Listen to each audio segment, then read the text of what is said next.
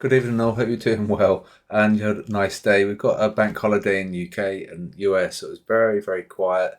And so what really, this video doesn't need to be too long because obviously the US market was shut. But I think we may have an interesting open because what's actually happened is that the herd have gone slightly long on some indices. And so we probably should be below the punishment boxes. So we may see like a little dip at the open. DAX dead sold, but DAX was open today. It wasn't closed like US or UK. So we may have like a bumpy open with the indices. Okay. Very much risk on at the big picture. We're minus 20, but we have come off the highs. We're minus 37. So that tells us there's 20 people versus 20 people shorting the indices versus one person buying. Remember, this is just a ratio. We don't look just at 20 people. It's a ratio. Okay, so we're actually using thousands and thousands of retail trader accounts. And that's just a ratio. And I had a question about it on YouTube. And they said it's not a very good data set. Well, it's because it's a ratio. Okay, so hopefully that's clear. And the big picture, it's just basically like an analogy. If you think of one person versus 20, doesn't mean necessarily 20 people. That's a ratio. Okay, we just had a bit of a shift in there. It's worth noting that they've shorted Aussie, and they've gone long dollar CAD. They've also gone long Swiss yen as well. So we're obviously big picture risk on, but we have come off the highs. Okay, so that's of note. We were actually minus 37, which is absolutely bonkers. But now we're minus 20, and it's going back to like normality. I would say normality was minus 10, and that would be like fairly healthy. So we're still very skewed. So the long yen, the long dollars, the long CAD and Swiss, they're short Aussie at the big picture, but it looks like they're adding to their short. And pound and New Zealand dollar are also short as well. And it looks like they're adding short on the New Zealand dollar. So that could probably do okay. So it looks like there's not appetite for safe havens currently because they're long, Swiss franc is a safe haven, the US dollar, and the yen is supposed to be, but obviously it's very volatile right now. We'll go down to Monday, and there's the shifting on the US30, and that's what's caused the shifting up here.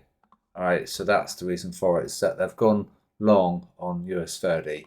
So, if we continue, then we're going to be into positive territory, and it's going to get quite bumpy. So we'll have to see how we open tonight. QDB scores. So there's Aussie. We know that they'd sold Aussie USD, so the Aussie against its peers can do okay, and we're seeing some green. So that's how that works. So if it can gain against the USD, it will probably gain against like its peers. Normally there's a good correlation there, isn't there? And a bit of strength in New Zealand dollar as well. And let's have a look at the bubbles, and we can see why that is. And they shorted Aussie and they shorted New Zealand dollar. They've also shorted gold. Okay, they're long Swiss franc, USD, and the euro. So I think the euro and the dollar is going to be quite tumultuous. I think it's going to be quite bumpy because there's going to be a big battle there. Currently, euro is the weakest if you look at the horizontal. So that makes sense. So this is how you can use the bubble data. Remember, we've got a free trial if you want to trial the sheet, and then that's how you use it. So you're looking for Aussie longs versus maybe Swiss, USD, or Euro. So that'll be a Euro Aussie sell. So that hopefully that makes sense. I had to look at the correlation analysis, but what's happening is that dollar yen isn't correlating with anything now. It's not strongly correlating, shall I say. So that's of note. So it looks like the dollar is weakening, as I suggested might happen last week, because it was correlating with the euro yen, but that veered away and it left the dollar alone. And so it's battling the yen on its own. So it was correlating strongly with the others, and it used to be the case where the dollar yen did something, the others would follow. And because it doesn't look like that's going to be the case, it points to dollar weakness. Okay, so hopefully that's clear. And if not, let me know. So I think that's enough of the sheet. Don't forget you can just spend some time, go through it. And if you've got any questions, let me know. Let's have a look at the indices. And so they'd shorted gold, so we could maybe make a box. This candle's a little bit naughty because they'd sold it here. So okay, so admittedly, you know, they'd shorted it and they got punished. Quite a bit, 2357. Here's a $20 move. See, gold's so volatile now. It doesn't look like it's moved much, but it really has. 2-3, yeah. Wow. So that they did get punished quite badly from their short. So that's probably just a retracement. So we can definitely draw a box. Here, this is the box. So it shouldn't be below this rectangle. Okay, so it might just come in just to tease them. And so that's how that works. So you definitely need to have an R. You need to like a take profit.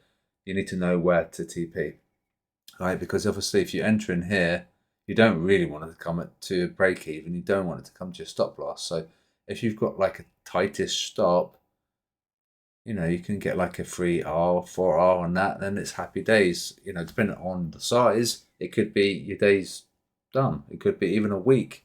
You could have just done the whole week's worth of profit on one trade. But obviously you need to know what you're doing, okay? And it looks like it's just retracing back into the box.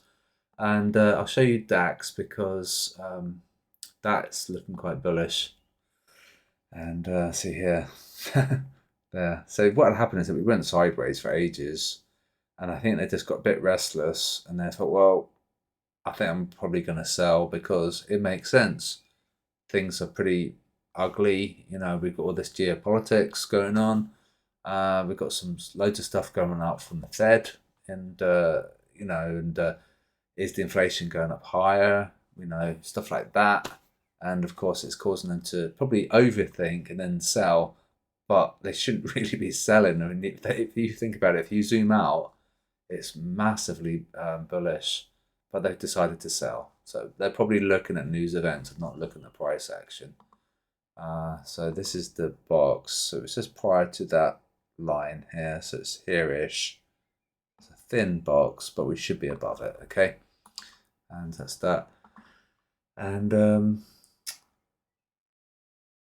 where are we? There we go. Let's go up and down then. So this is the thing, is that this is interesting, is that they've gone long and they're currently getting paid. These 3 hours, it's currently rewarding them for their longs.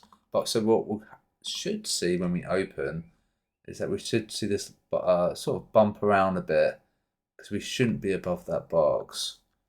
We should be below it. So we may see a little dump at the open where we're going to probably come back into the box and then maybe for a bounce. But we shouldn't have done this 3 hours here. Okay, and US30. And that'll be it, I think. Oh, and also we'll talk about the robot. There's not much to talk about, to be honest, with the robot. It's plodding through and it's just opening trades and it's using the Twitter API and alongside the technical indicators. So this is the US30, is that they've gone long, so they shouldn't have really got paid. So I think S&P and US30 is going to be a bit bumpy. Let's bring this across, and it's basically just to open up buys because of the Twitter API, like I say, and we had the technical indicators to say go long.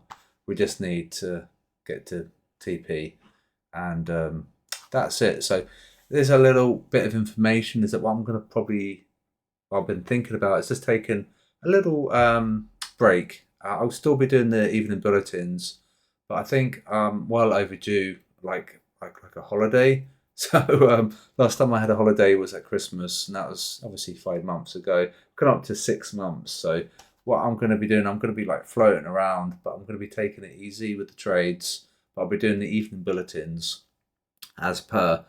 So if you send me a question, it takes a while to reply, then it's just because I'm sort of taking it easy. I'm putting my feet up, and I'm going to try and do some research, and I'm going to try and get some reading done because I've got a pile of trading books that are just sitting there, and I haven't got time to read them.